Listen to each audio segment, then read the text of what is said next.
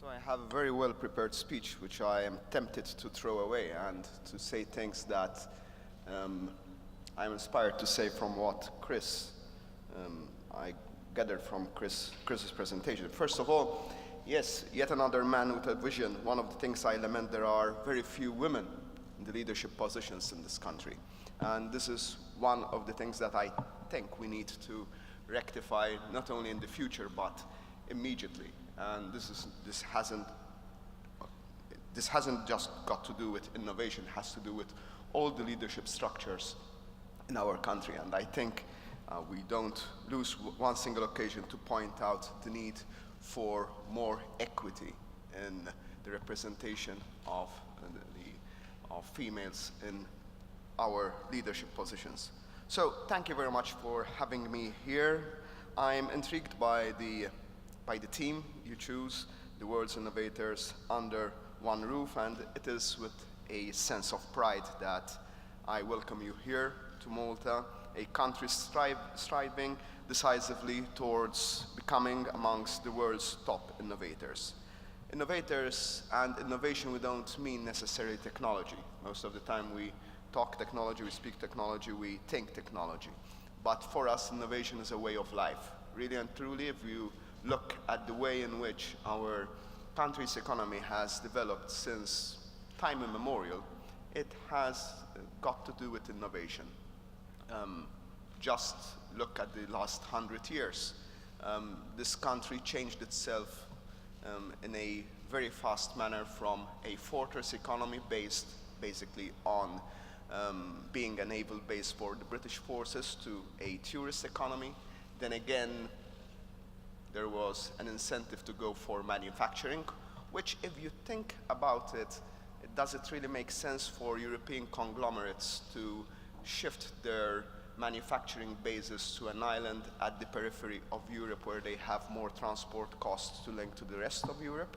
Common sense would say no, but innovation in legislation and in the way in which we looked at things at the time, making ourselves not the periphery of Europe, but the center of the Mediterranean, made it common sense for these companies, for these huge multinationals in pharmaceuticals, in garments, in any other sector, in high value-added sectors, to transfer themselves here to Malta.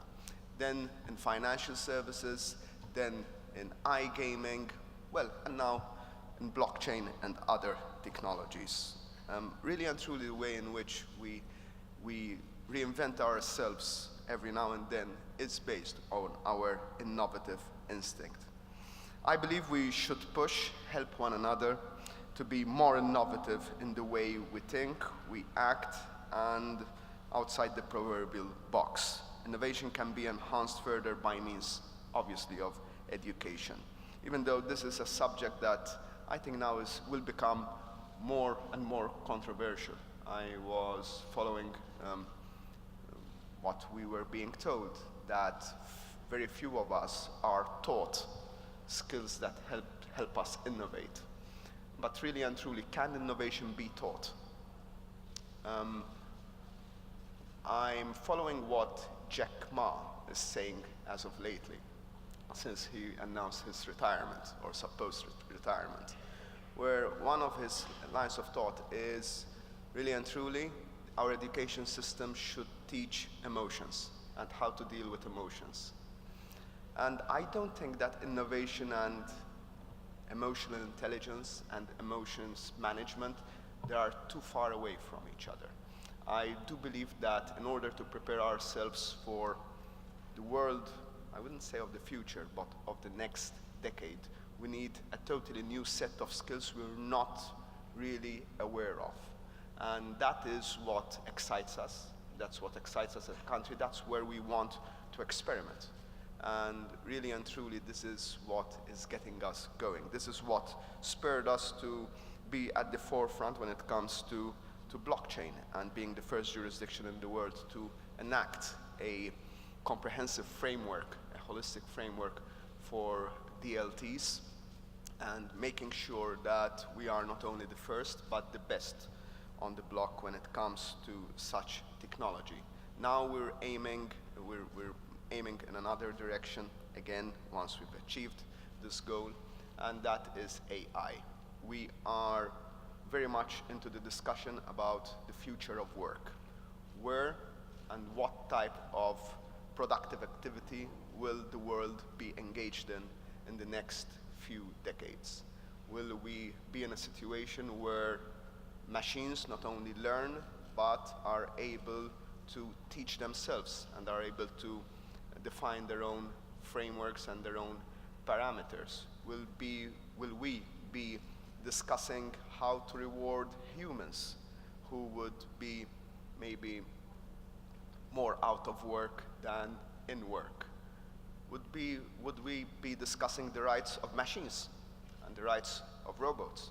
A discussion that has started in earnest in the United States. That's something that I think, as legislators, we can be innovative, and I think that this is something that will hit the headlines in the coming decade or two, where I do believe that there will be legislators around the world that will be seriously tempted in regulating the amount of work and the type of work that can be assigned to machines.